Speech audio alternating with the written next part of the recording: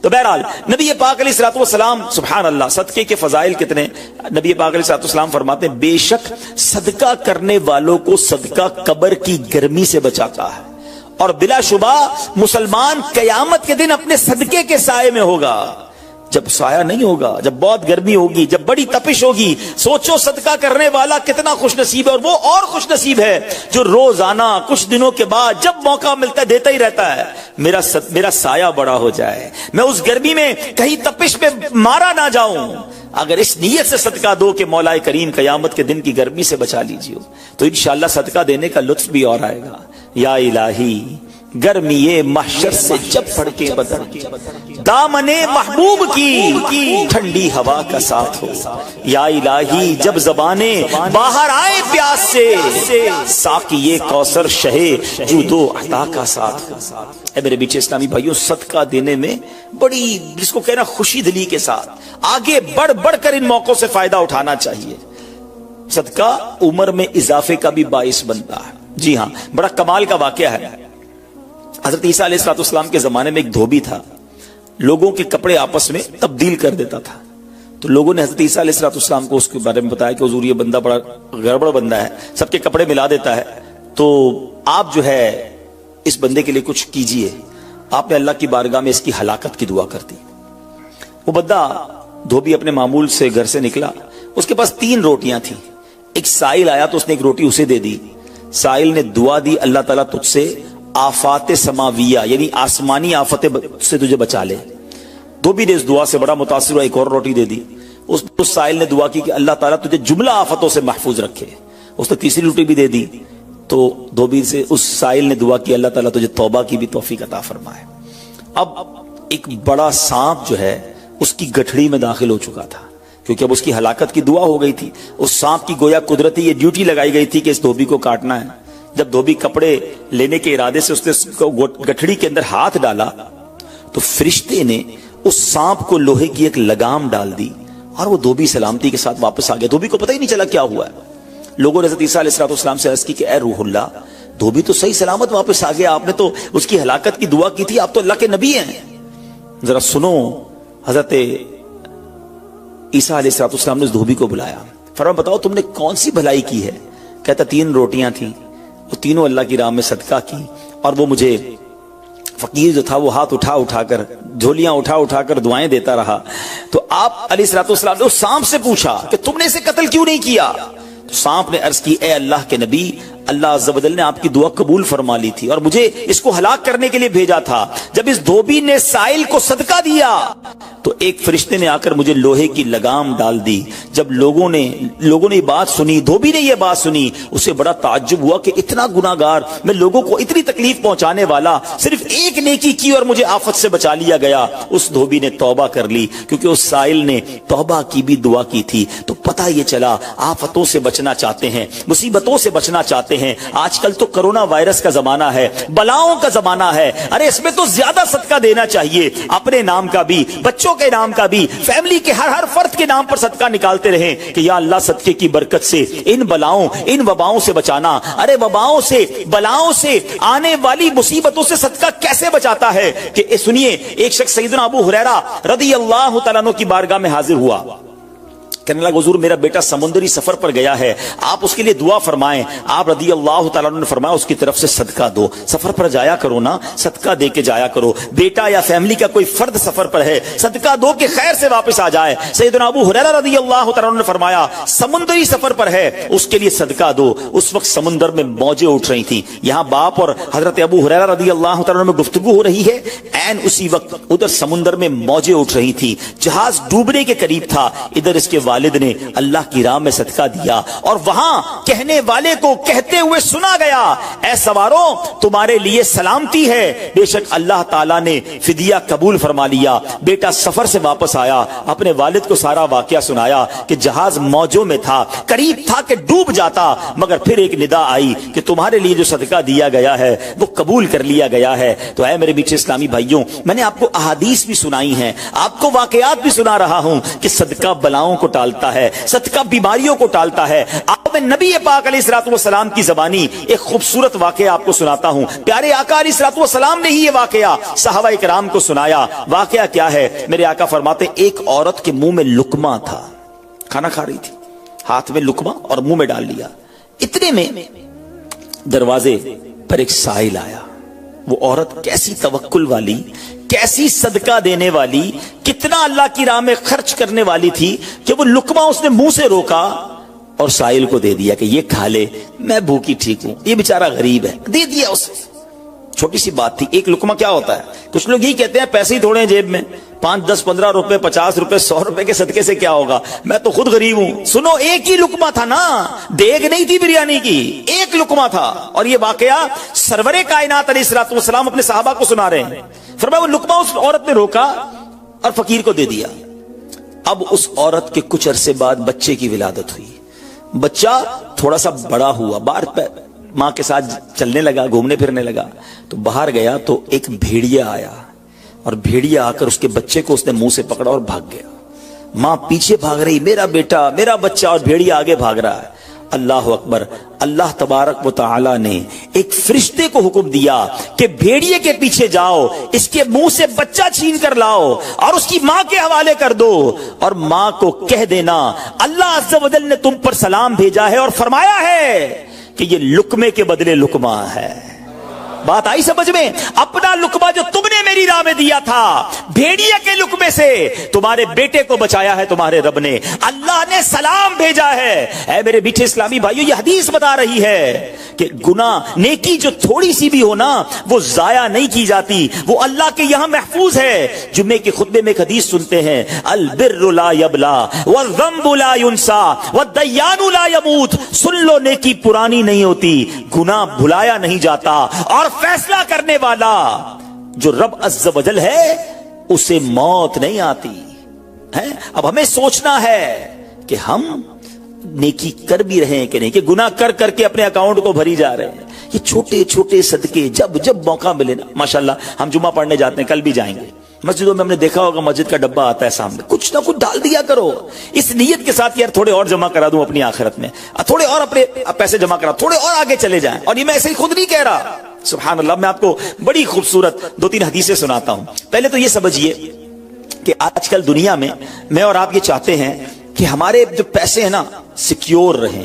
آج کل بڑا عجیب معاملہ ہے, اچانک آگ لگ جاتی ہے, کسی کے پیسے چوری ہو جاتے ہیں, لوگ پریشان رہتے ہیں, سیکیورٹی مل جائے. ٹھیک ہے, تو میں آپ کو ایک حدیث سنانے جا رہا ہوں. نبی پاک علیہ الصلوۃ والسلام فرماتے ہیں, اللہ کے حبیب علیہ الصلوۃ والسلام فرماتے ہیں کہ رب عز و جل فرماتا ہے, یعنی یہ حدیث قدسی ہے. اللہ فرماتا ہے, اے ابن آدم, اپنے خزانے میں سے میرے پاس کچھ جمع کر دے, اپنے پیسوں میں سے کچھ پیسے میرے پاس جمع کر دے. میں حدیث کا خلاصہ عرض کر رہا ہوں, نہ جلے گا, نہ ڈوبے گا, نہ چوری کیا جائے گا. سنو کیسی سیکیورٹی ہے. انشورنس آج کل لوگ کراتے ہیں جس میں بعض اوقات حرام انشورنس ہوتی ہے. میں آپ کو سبحان اللہ ایک ایسی گارنٹیڈ مدنی انشورنس بتا رہا ہوں کہ رب فرما رہا ہے, اللہ فرما رہا ہے, اپنا مال میرے پاس جمع کرا دے, نہ جلے گا, نہ ڈوبے گا, نہ چوری ہوگا. اور اللہ فرماتا ہے میں اس وقت تجھے پورا بدلہ دوں گا جب تو اس کا زیادہ ضرورت مند ہوگا. کون سا وقت ہوگا وہ؟ قیامت کا دن, جب بچہ ماں کے پاس جائے گا نا, ماں ایک نیکی دے دے, ماں پھنس گیا ہوں, ایک نیکی چاہیے. ماں اس ایک نیکی میں بھی بیٹے کی مدد نہیں کرے گی. ماں جائے گی اولاد کے پاس کہ بیٹا میرا ایک گناہ لے لو, اولاد کہے گا ماں سے کہ نہیں میں تمہاری مدد نہیں کر سکتا. باپ بیٹے کی ہیلپ نہیں کرے گا. ایسا حال, مگر کون حامی ہوگا؟ اللہ اکبر. میرے اعلیٰ حضرت سے پوچھو, فرماتے ہیں رضا ان کے سوا رضا کوئی حامی نہیں جہاں. کہاں؟ قیامت کے دن کیا ہوگا؟ ان کے سوا رضا کوئی حامی نہیں جہاں. گزرا کرے پسر پہ پدر کو خبر نہ ہو. بیٹے پہ گزرے گی, باپ بھی جواب نہیں دے گا. ذرا تصور کریں, امیجن کریں, قیامت کا دن ہوگا, کسی کا نامہ اعمال تولا جا رہا ہو اور ایک نیکی کی وجہ سے وہ پھنس جائے. گناہ ایک زیادہ ہے, پلڑا بالکل ایک نیکی کی وجہ سے نیچے ہے. کتنا یاد آئے گا کہ کاش تھوڑا اور صدقہ کر دیتا, کاش 2 رکعت نفل پڑھ لیتا. نفل چھوڑ دیتے ہو نا, نفل ہی ہے نا, درود نہیں پڑھتے, ذکر الہی نہیں کرتے, چھوٹی چھوٹی نیکی سمجھ کر چھوڑتے ہو. اگر یہ چھوڑتے وقت خیال آئے نا کہ کہیں ایسا نہ ہو کہ وہی ایک نیکی کم پڑ گئی اور میں अल्लाह ना करे जहन्नम में न डाल दिया जाऊं। फअम्मा मन थकुलत मवाज़ीनु, जिसकी तोले भारी हो गई, कुरान कहता है फहुवा फी ईशतिर रादिया, वो मन मादे चैन में, ऐश में होगा। और जिसकी तोले हल्की पड़ गई, व अम्मा मन खफ्फत मवाज़ीनु फउम्मुहु हाविया वमा अदराका मा हिया नारुन हामिया, जिसकी तोले हल्की पड़ गई, वो नीचा दिखाने वाली गोद में है, और वो क्या है तुमने क्या जाना, शोले मारती भड़कती हुई आग, यानी जहन्नम में डाला जाएगा अगर तोले हल्की पड़ गई। तो अगर अपने उस स्केल को भारी करना चाहते हो तो अल्लाह फरमा रहा है उस वक्त में लौटाऊंगा जब तुम ज्यादा जरूरतमंद होगे, जब तुम्हें ज्यादा जरूरत होगी। ये सिक्योरिटी है। अच्छा, फिर कुछ लोग बड़े अजीब हैं, वो कहते हैं यार पैसे तो हमने खर्च कर दिए, रमजान में दे दी ना, ज़कात भी पूरी दे दी, बड़ा काउंट करके चलते हैं, पूरे हो गए भाई, अब अगले साल आना। वो अल्लाह के बंदो, जो रब तुम्हें रोज दे रहा है, अताएं दिए जा रहा है, और तुम कैलकुलेट करके लॉक कर देते हो सदके को। ऐसा ना करो। मैं आपको एक और हदीस सुनाता हूं। अल्लाह के हबीब सल्लल्लाहु ताला अलैहि वसल्लम फरमाते हैं कि प्यारे आका ने फरमाया, माल को रोक कर ना रखो, रोक कर ना रखो, कहीं ये ना हो कि तुमसे भी रोक लिया जाए। हाँ, हमारे लिए तो नहीं रोका जा रहा ना। मिसाल के तौर पे दुकानदार बैठे होंगे या बिजनेस कम्युनिटी के लोग बैठे होंगे, आपका मिसाल के तौर पे महीने का 1 लाख रुपए का खर्चा है। कभी कभी ऐसा भी होता है पहले 2-3 दिनों में ही लाख रुपए हो जाते हैं पूरे। तो क्या ताला लगाते हो कि चलो भैया पूरे महीने का हो गया, 27 दिन बाद आएंगे? नहीं, आने दो जितना आ रहा है। हम आने वाली साइड तो नहीं रोक रहे, हाँ खर्च अल्लाह की राह में करने वाली रोक लेते हैं। जब वो देने में नहीं रोक रहा तो तुम अल्लाह की राह में खर्च करने में ना रोको। मैं हदीस सुना रहा हूं कि रोक कर खर्च न करो, रोक कर न रखो, कहीं ये ना हो कि तुमसे भी रोक लिया जाए।